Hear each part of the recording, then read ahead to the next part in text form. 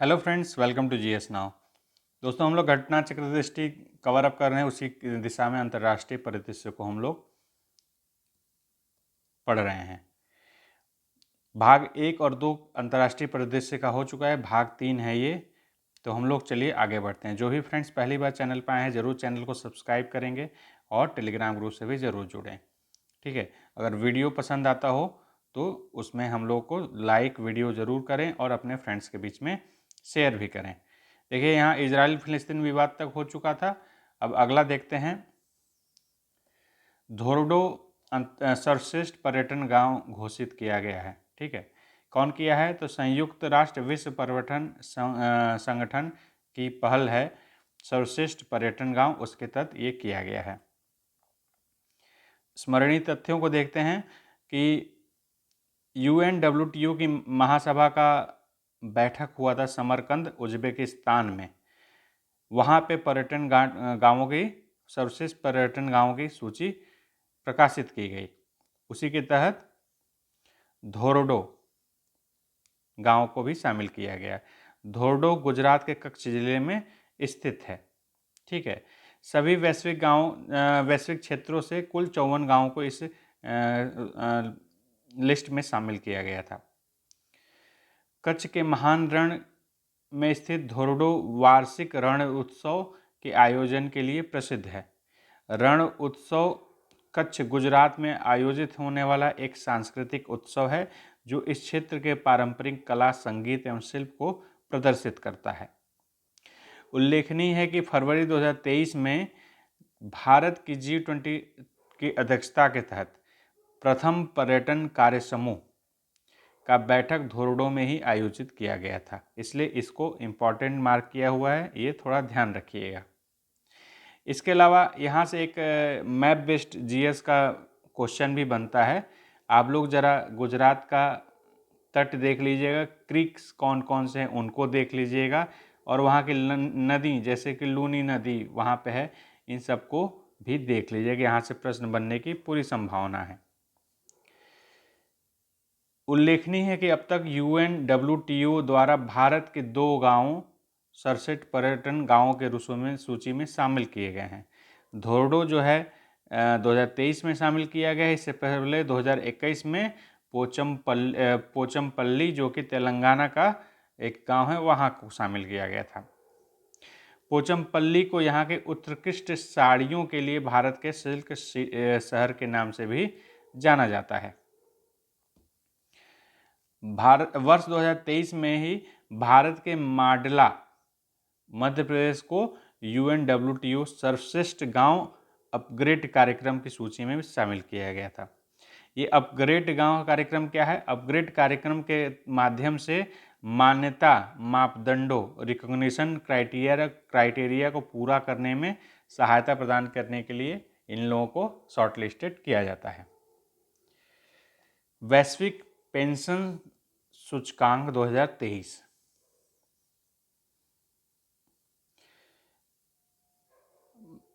Mercer CFA institute वैश्विक pension सूचकांक, Mercer CFA institute global pension index 2023 जारी किया गया है। 15वां संस्करण है ये। इसके अनुसार, इस इंडेक्स के अनुसार नीदरलैंड, आइसलैंड और डेनमार्क तथा साथ में इजराइल सेवानिवृत्ति आय प्रणालियां विश्व में बेस्ट हैं। ठीक है, सब नंबर 1 पे कौन है? नीदरलैंड है। भारत को इसमें 45वां स्थान प्राप्त हुआ है। 2022 में 41वां स्थान प्राप्त हुआ था। ग्लोबल हंगर इंडेक्स वैश्विक भूख सूचकांक 2023। इस इंडेक्स के 4 मुख्य संकेतक कौन कौन से हैं देख लीजिए। अल्पपोषण, अंडर नरिशमेंट, बाल दुबलापन, चाइल्ड वास्टिंग, बाल ठिगनापन, चाइल्ड स्टनिंग तथा बाल मृत्यु दर, चाइल्ड मॉर्टेलिटी।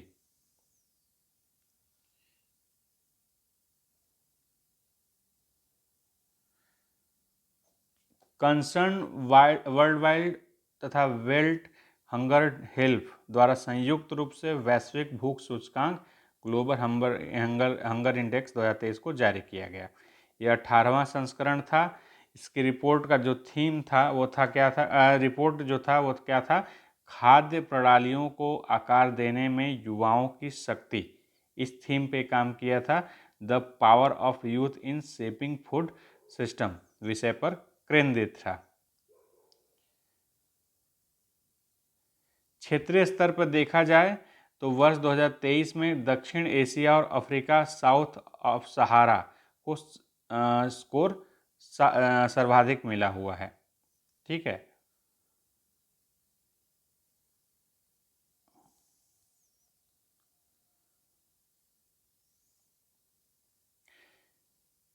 दक्षिण एशिया और Africa south of the Sahara दोनों को हाई स्कोर ग्रेडिंग में मिला हुआ है। ये स्कोर इन क्षेत्रों में भूखमरी की सीरियस स्थिति, गंभीर स्थिति को प्रदर्शित करता है। क्षेत्रीय दृष्टि से वर्ष 2023 में यूरोप और मध्य एशिया का GHI स्कोर जो है न्यूनतम है। इसमें ध्यान रखिएगा, जितना हाई स्कोर होगा यानी कि वहाँ भूखमरी की गंभीर स्थितियाँ ज़्यादा हैं, जितना कम स्कोर होगा यानी कि वहाँ पे भूखमरी निम्नतर स्तर पर है। तो हाई स्कोर आपने देखा, निम्न स्कोर कहाँ है, यूरोप और मध्य एशिया में। वैश्विक भूख सूचकांक में वैश्विक स्तर पर कोई भी देश भूखमरी की चरम भयावह यानी एक्सट्रीमली अलार्मिंग स्थिति में नहीं है, जबकि 9 देश जो हैं अलार्मिंग स्थिति में हैं। ये 9 देशों में से 6 कौन से हैं? मध्य अफ्रीकी गणराज्य, कांगो रिपब्लिक गणराज्य, कांगो लोकतांत्रिक गणराज्य, लेसोथो, मेडागास्कर, नाइजर और यमन। इसके अलावा 3 अन्य हैं, बुरुंडी, सोमालिया और दक्षिण सूडान, जिनकी आंकड़े अपर्याप्त थे, इसलिए अलग से वर्गीकृत किया गया है।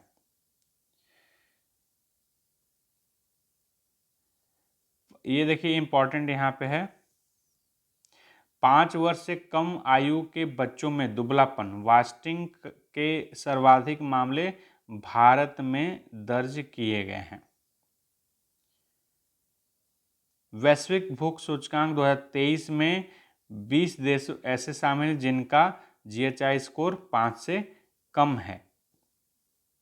इन देशों के अलग अलग व्यक्तिगत रैंक प्रदान नहीं की गई, बल्कि सामूहिक रूप से इन्हें 1 से 20 के रूप में सूची में रखा गया है। ये इन देशों में 20 कौन कौन से हैं? उसमें है चिली, चीन, क्रोएशिया, कुवैत, लाटविया, सर्बिया, तुर्की, संयुक्त अमीरात और आदि देश शामिल हैं। तो 1 से लेकर 20 तक में आपके ये देश थे। भारत को रैंकिंग मिली है 111वां, अंतिम में 125वें रैंक पे कौन है? मध्य अफ्रीकी गणराज्य। जैसा कि अभी हम लोगों ने देखा कि भारत की रैंकिंग 111वां पे है। यहाँ के स्कोर भूखमरी की गंभीर स्थिति को प्रदर्शित करता है, जो भारत का स्कोर है। ठीक है, स्कोर कितनी है? 28.7। नोबेल पुरस्कार 2023 को देख लेते हैं। इसमें देखिए बहुत ज़्यादा डीप जाने की कोशिश मत करिएगा, क्योंकि याद होना भी मुश्किल होता है। तो नोबेल पुरस्कारों को देखेंगे, किस लिए दिया गया है, कुछ विशेष किसी पे टिप्पणी होगी तो उसको भी हम लोग देख लेंगे। ठीक है, तो अर्थशास्त्र के लिए नोबेल पुरस्कार किसको मिला है? तो क्लाडिया गोल्डिन को प्रदान किया गया है। अर्थशास्त्र के क्षेत्र में नोबेल पाने वाली गोल्डिन कौन है? 3rd महिला हैं। इससे पूर्व 2009 में एलिनोर ऑस्ट्रॉम और 2019 में एस्थर डाफ्लो को यह पुरस्कार मिल चुका है। इसके अलावा ये भी है कि ये पहली ऐसी महिला विजेता हैं जिन्होंने यह पुरस्कार अकेले हासिल किया। इससे पहले शेयरिंग में मिला हुआ था। ये गोल्डिन कहाँ पे हैं? अमेरिकी अर्थशास्त्री हैं, अमेरिका के हार्वर्ड यूनिवर्सिटी में प्रोफेसर हैं। इन्होंने क्या काम किया था, काम को देख लेंगे। श्रम बाजार, लेबर मार्केट के परिणामों के बारे में हमारी समझ को उन्नत करने के लिए यह पुरस्कार इन्हें प्रदान किया गया है। इनकी बुक को ध्यान रखेंगे, बुक से क्वेश्चन चूंकि पूछता है तो पूछ सकता है, इसलिए हम लोग देख लेते हैं एक बार। Understanding the gap, gender gap and economic history of American women, 1990 में इनकी बुक आई थी। और इसके अलावा करियर एंड फैमिली भी एक पुस्तक इनकी है। नोबेल शांति पुरस्कार ईरान की नरगिस मोहम्मदी को प्रदान किया गया है। क्यों प्रदान किया गया है? इन्हें यह पुरस्कार ईरान के महिलाओं के उत्पीड़न के विरुद्ध लड़ाई और सभी के लिए मानवाधिकारों और स्वतंत्रता के बढ़ावा देने के प्रयासों के लिए यह अवार्ड दिया गया है। नरगिस मोहम्मदी एक मानवाधिकार कार्यकर्ती एवं स्वतंत्रता सेनानी हैं। नोबेल पुरस्कार की घोषणा के समय नरगिस कैद में थीं। नोबेल पुरस्कार शांति पुरस्कार पाने वाली ये ईरान की दूसरी महिला हैं, ठीक है, और विश्व की 19वीं महिला हैं। ईरान की दूसरी हैं, ज़्यादा इम्पोर्टेंट है। इससे पूर्व 2003 में शिरीन एबादी को नोबेल शांति पुरस्कार प्रदान किया गया था। ये ईरान के उस समय फर्स्ट वुमन थी जो नोबेल पुरस्कार पाई थी। साहित्य के क्षेत्र में नोबेल पुरस्कार को देख लेते हैं, किसको मिला है। नॉर्वेजियन लेखक कौन है? जॉन ओलाव फासे, इनको प्रदान किया गया है। उन्हें यह पुरस्कार उनके अभिनव नाटकों एवं गद्य के लिए प्रदान किया है जो अनकही भावनाओं को आवाज देता है।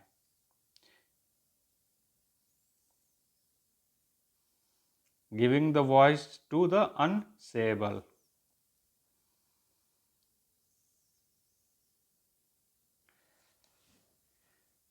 नॉर्वेजियन नाइस्कोर्क नॉर्वेजियन भाषा के एक साहित्यिक रूप में लिखी गई और विभिन्न शैलियों में विस्तृत इनकी विशाल आकृति और नाटक, उपन्यास, कविता संग्रह, पुस्तकों, बच्चों की पुस्तकों, अनुवाद इत्यादि शामिल है। एक भाषा शैली भी जिसको कि नॉर्वेजियन नाइस्कोर्क कहा जाता है, ये है।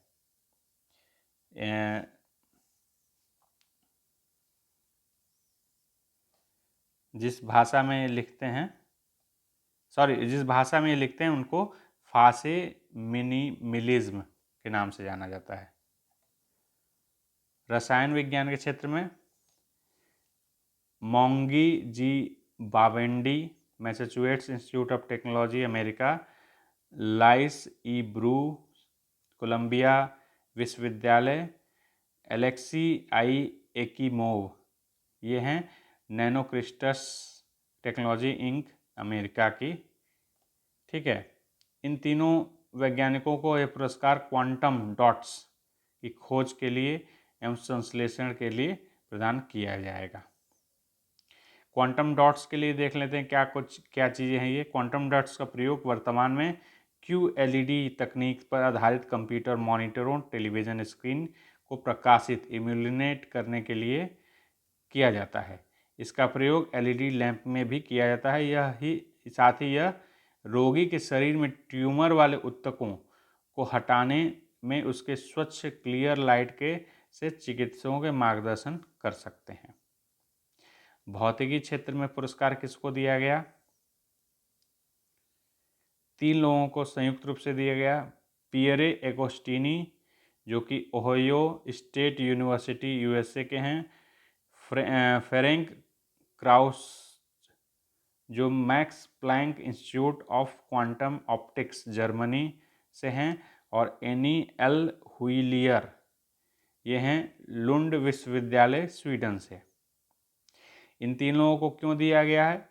पदार्थ में इलेक्ट्रॉन गतिशीलता, इलेक्ट्रॉन डायनेमिक्स के अध्ययन के लिए प्रकाश के एटोसेकेंड पल्स उत्पन्न करने वाले प्रयोगात्मक तरीकों खोज के लिए प्रदान किया गया है। एटोसेकेंड भौतिकी नामक एक नए क्षेत्र में अनुसंधान के द्वार इन्होंने खोल दिए हैं। एक एटोसेकेंड में 10⁻⁻18 सेकेंड के समतुल्य होता है। चिकित्सा के क्षेत्र में देख लेते हैं कौन मिला है। तो कैटलीन कारिको हंगरी अमेरिका की हैं। डू विसमैन अमेरिका की हैं। उपयुक्त दोनों वैज्ञानिकों कोविड-19 के विरुद्ध प्रभावी mRNA वैक्सीन के विकास के महत्वपूर्ण भूमिका के लिए इन लोगों को दिया गया है। इन दोनों वैज्ञानिकों ने यह पुरस्कार न्यूक्लियोसाइड आधार संशोधनों से संबंधित उनकी खोजों के लिए प्रदान किया जाएगा, जिसमें कोविड-19 के विरुद्ध mRNA टीकों के विकास में को सक्षम बनाया था।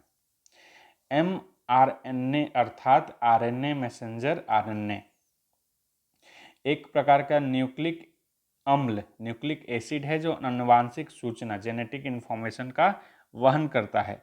अन्य टीकों की तरह mRNA टीके भी एंटीबॉडी का उत्पादन करते हैं, प्रतिरक्षा प्रणाली को सक्रिय यानी कि एक्टिवेट करने का प्रयास करते हैं, जिससे किसी जीवित विषाणु लाइव वायरस के संक्रमण से मुकाबला करने में मदद मिलती है।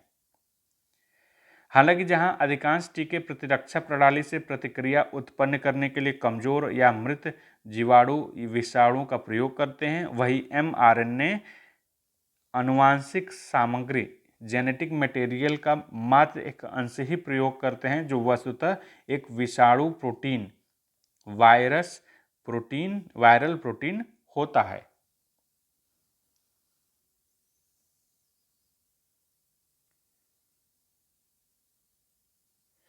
स्पष्ट है कि mRNA टीके व्यक्तियों को विषाणु के संपर्क में नहीं लाते हैं। वैश्विक नवाचार सूचकांक।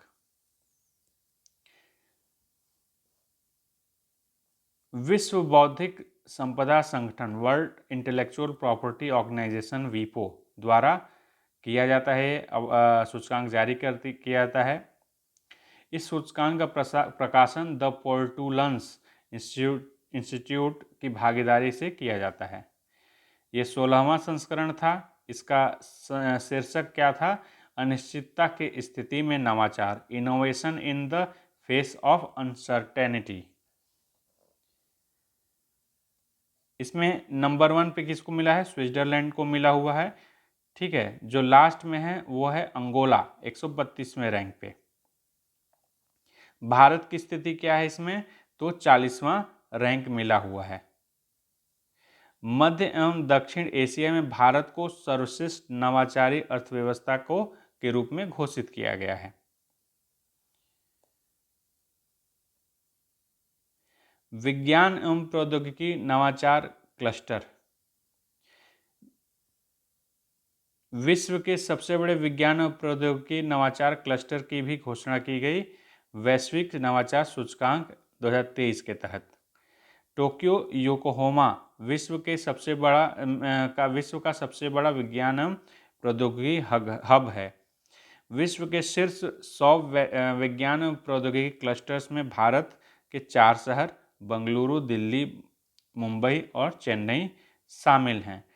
टाइम्स वैश्विक विश्वविद्यालय रैंकिंग, जैसे मैंने पहले बताया कि QS है एक जो कि USA का है, टाइम्स ये है, टाइम्स किसका है? UK का है। तो इसका अगर नहीं आपको ध्यान आ रहा हो तो ध्यान रखिएगा, टाइम्स UK का है तो UK की यूनिवर्सिटी को, खासकर ऑक्सफोर्ड को, ये फर्स्ट रैंक पे रखता है, और QS जो कि USA का है तो हमेशा ज़्यादातर ये MIT को या कि अमेरिका के किसी संस्थान को ही नंबर 1 पे रखता है। तो देख लेते हैं टाइम्स की रैंकिंग के आधार पे कौन है।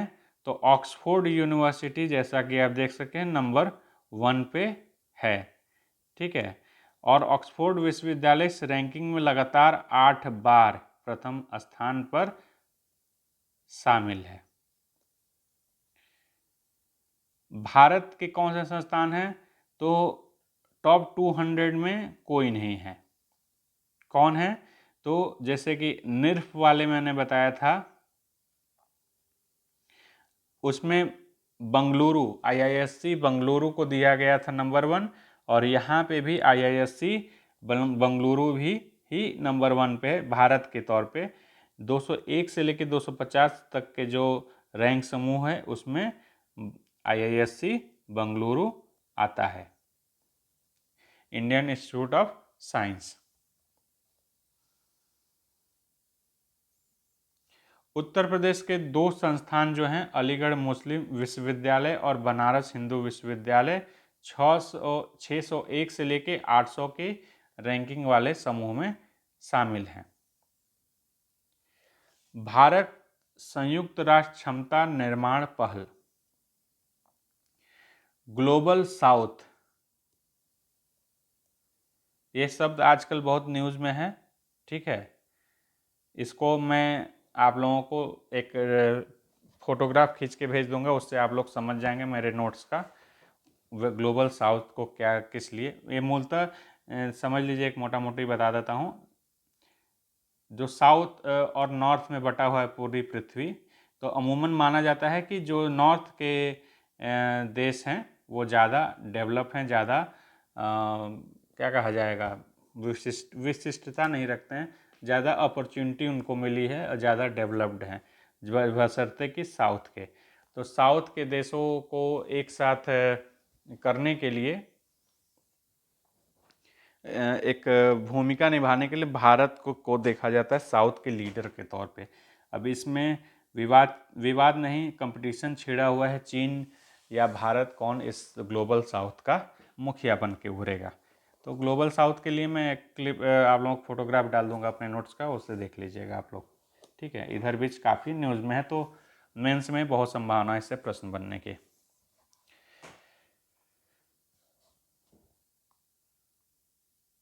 भारत और संयुक्त राष्ट्र द्वारा वैश्विक दक्षिण ग्लोबल साउथ देशों हेतु एक संयुक्त क्षमता निर्माण पहल, ज्वाइंट कैपेसिटी बिल्डिंग इनिशिएटिव प्रारंभ की गई है। भारत संयुक्त राष्ट्र क्षमता निर्माण पहल की घोषणा न्यूयॉर्क में India UN for the global south delivering for development के कार्यक्रम के दौरान की गई। इसका उद्देश्य क्या था? वैश्विक दक्षिण यानी ग्लोबल साउथ के देशों में क्षमता निर्माण विकास को बढ़ावा देना।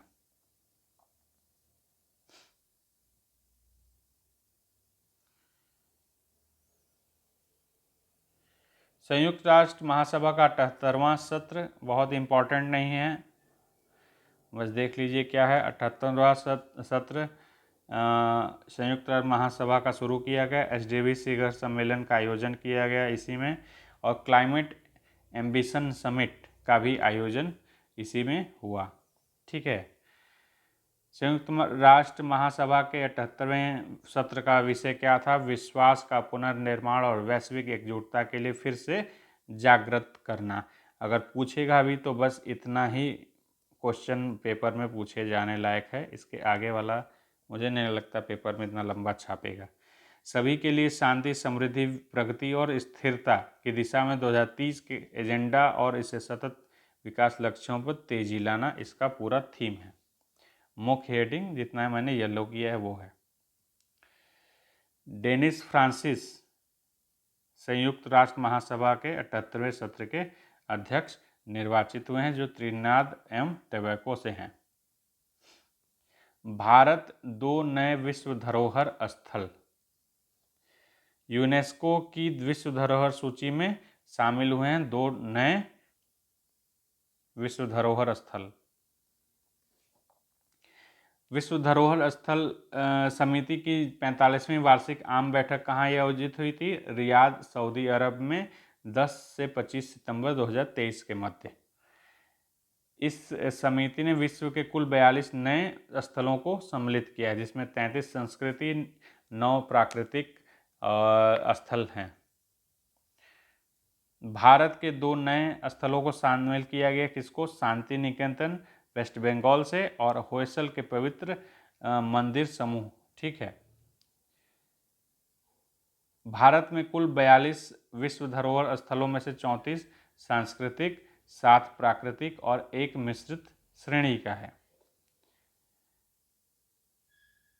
टोटल जो संख्या के आधार पर देखा जाएगा तो भारत विश्व के 6ठे स्थान पर है वर्ल्ड हेरिटेज साइट के संख्या के आधार पर। इटली नंबर 1 पे है, 59 वर्ल्ड हेरिटेज साइट इसके पास है। जो 2 लोगों को शामिल किया है, 2 धरोहरों को शामिल किया है, कौन है? शांति निकेतन, इसके बारे में जान लीजिए। पश्चिम बंगाल के बीरभूम जिले से आता है। ये एक ग्रामीण स्थान पर स्थित है जहाँ विश्व प्रसिद्ध कवि, दार्शनिक और साहित्यकार थे। नोबेल लॉरिएट 1913 में इनको मिला हुआ था रविन्द्रनाथ टैगोर जी के। इनके कार्यों और दर्शन से जुड़ा हुआ है। 1921 में शांति निकेतन विश्व भारती के नाम से एक विश्वविद्यालय के रूप में परिवर्तित हो गया था। 1951 में विश्व भारती को एक केंद्रीय विश्वविद्यालय और एवं राष्ट्रीय महत्व का एक संस्था के रूप में घोषित किया गया। अब यहाँ देख लीजिएगा शांति निकेतन किस स्थितियों में स्थापित किया गया था, जरा आप इसको मॉडर्न के चैप्टर से ज़रा देख के हमें कमेंट करिएगा, ग्रुप पे बताइएगा, यहीं नीचे कमेंट करके बताइएगा अगर आपको पता हो तो। ठीक है, यहाँ से एक जीएस क्वेश्चन बनता है। होयसल के पवित्र मंदिर समूह। होयसल के पवित्र मंदिर समूह एक क्रमिक संपत्ति सीरियल प्रॉपर्टी है जिसमें दक्षिण भारतीय राज्य कर्नाटक के 3 मंदिर शामिल हैं। कौन कौन से मंदिर शामिल हैं? चिन्नाकेशव मंदिर, होयसलेश्वर मंदिर और केशव मंदिर। ये तीनों किस किस से संबंधित हैं, जरा ध्यान रखिएगा। चिन्नाकेशव मंदिर जो है बेलूर हासन क्षेत्र में स्थित है, ये वैष्णववादी है, वैष्णव से संबंधित है। और होयलेश्वर मंदिर है हालेबिंदु हासन से ही संबंधित है, ये शैव से संबंधित है। और केशव मंदिर भी वैष्णव से संबंधित है और सोमनाथपुर मैसूरू से क्षेत्र से संबंधित है। इससे एक जीएस का प्रश्न भी यहाँ पे बन सकता है, वो है भक्ति आंदोलन से। तो जरा भक्ति आंदोलन अलवार नैनार को ठीक से देख लीजिएगा।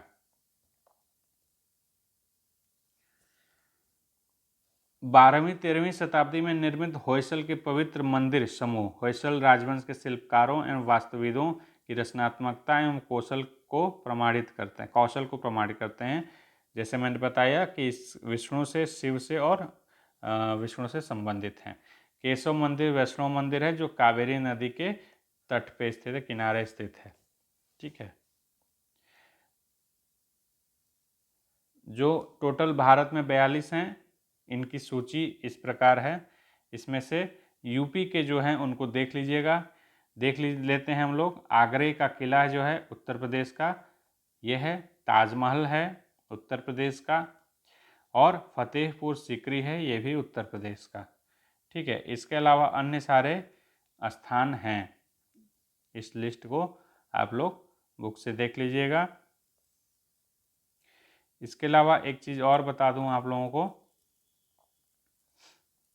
जो प्राकृतिक है उसमें कंचनजंगा राष्ट्रीय उद्यान जो है, ये आपको कंफ्यूज कर सकता है। ये भी राष्ट्रीय प्राकृतिक श्रेणी का महसूस होता है, लेकिन ये मिश्रित स्थल में है, यानी सांस्कृतिक और प्राकृतिक मिक्स श्रेणी का है। ठीक है, अन्य सारे ये प्राकृतिक हैं।